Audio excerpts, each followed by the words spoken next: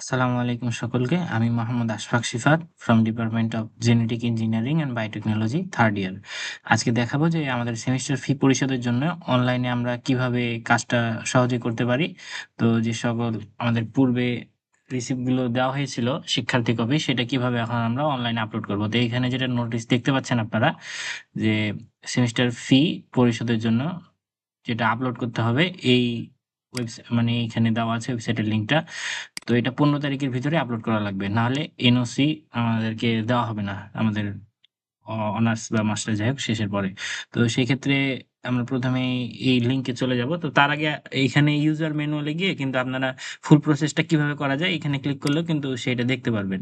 তো এখানে ক্লিক করলে ইউজার ম্যানুয়ালটা ডাউনলোড হয়ে যাবে।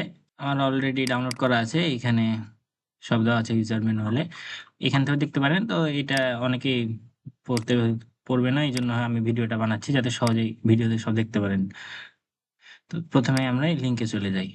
দেন এখান থেকে যদি আপনারা এই লিঙ্কে প্রথম আসেন, যদি আপনাদের কোনো অ্যাকাউন্ট খোলা না থাকে, সেক্ষেত্রে আপনারা এখানে রেজিস্ট্রেশনে গিয়ে আপনার যে কোনো একটা মেইল দিয়ে, মেইনলি একাডেমিক মেইলটা দেওয়াই ভালো।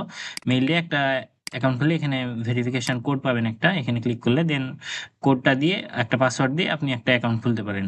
আমার যেহেতু আগে থেকেই রেজিস্ট্রেশন করা ছিল, সেই ক্ষেত্রে আমি জাস্ট খালি এখানে আমার ইমেল দিয়েছি আর আমার পাসওয়ার্ড এখানে দেওয়া আছে, জাস্ট এখন খালি আমি লগ ইন করবো তাহলে হয়ে যাবে।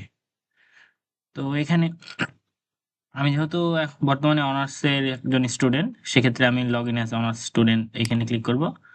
তারপরে এখানে দেখতে পাচ্ছেন যে ভিউ সেমিস্টার ফিস, এইখানে ক্লিক করব। এখানে অনেকগুলো অপশন আছে। এই যে এখানে যে এনওসি যেটা দেখছেন, এনওসি যদি ক্লিক করি তাহলে এই যে এইখানে, মানে যদি আপনি অনার্সের মানে সকল রিসিপ্ট যদি না জমা দেন, সেক্ষেত্রে আপনি এটা এনওসিটা পাবেন না, এখানে লিখে দিয়েছে এটা।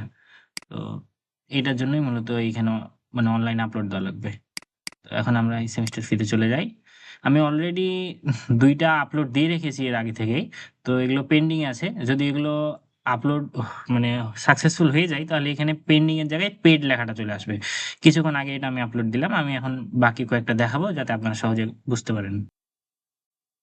তো এর জন্য এই যে প্রথমে যেমন দেখছেন এখানে, যেহেতু আমরা যখন ফার্স্ট ইয়ারে ছিলাম, সেক্ষেত্রে আমাদের একবারে অনেকগুলো টাকা দিয়ে ভর্তি হওয়া লেগেছিল। সেই জন্য প্রথম সেমিস্টার মানে ফার্স্ট ইয়ারেরটা মানে একটু টাকাটা ভ্যারিয়েশন আছে, বাকিগুলো সেম টাইপের থাকবে। এখানে লেখা আছে কোথায় কি আপলোড করতে হবে, চাইলে এগুলো পরেও আপনারা দিতে পারেন। আমি এটা পরে বুঝি নাই অত ভালোভাবে প্রথমে, ওই জন্য আমি এখানে এই যে হোয়াটসঅ্যাপের এইটা দেওয়া আছে, এখানে ক্লিক করে আমি অফিসিয়াল ভাবে কন্ট্যাক্ট করেছিলাম। তো দেন ওনারা আমাকে জিনিসটা সহজে বুঝিয়ে দিলেন। তো এই যে এখানে দেখুন, প্রথমে আমি চলে গেলাম অনার্স ফার্স্ট ইয়ার ফার্স্ট সেমিস্টারের ফিজ রিসিপ্ট যেটা আছে সেইটা। তো এইটা দেওয়ার জন্য এখানে আমি একটা চুজ ফাইলে গেলাম। এইখান থেকে আমি আমার অলরেডি আমি সবগুলো সেভ করে রেখেছি আমার এখানে।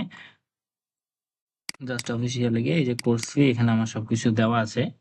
এই যে এটা আমি পিকচারগুলোতে রিনেমও করে দিয়েছি যাতে সহজে বোঝা যায় আমার পরের জন্য, এই জন্য। তো এখানে ফার্স্ট ইয়ার ফার্স্ট সেমিস্টার, এখানে 158 নাম্বার। তো এই যে এটা ক্লিক করলাম, ওপেন করে দিলাম। এখন এইটা আপনি কবে জমা দিয়েছেন সেই তারিখটা এখানে দেওয়া লাগবে। তো আমার এইটা দেওয়া হয়েছিল, এখান থেকে তারিখটা দেখে নিচ্ছি।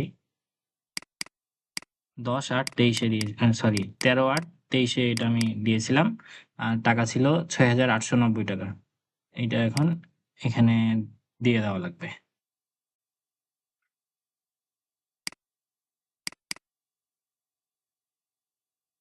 আমি এটা দেখে আমার এখানে এগুলো সব লিখে দিলাম, দেন এখন আমি সাবমিটে ক্লিক করে দেব। তো ইমেজটা সাকসেসফুলি আপলোড হয়ে গেছে। এখন আমি আবার ব্যাকে যাব। দেন এই যে একটা হয়ে গেছে, এটা পেন্ডিং আছে। এটা চেক করার পরে ওনারা যদি ভ্যালিড হয় সেক্ষেত্রে এটা পেইড হয়ে যাবে। এখন আমি পরেরটা দেব। এখানে লক্ষণীয় একটা বিষয়, এই যে ওল্ড 158, মানে এই অনুযায়ী আমি আমার ফাইলের নামটা সেভ করেছিলাম।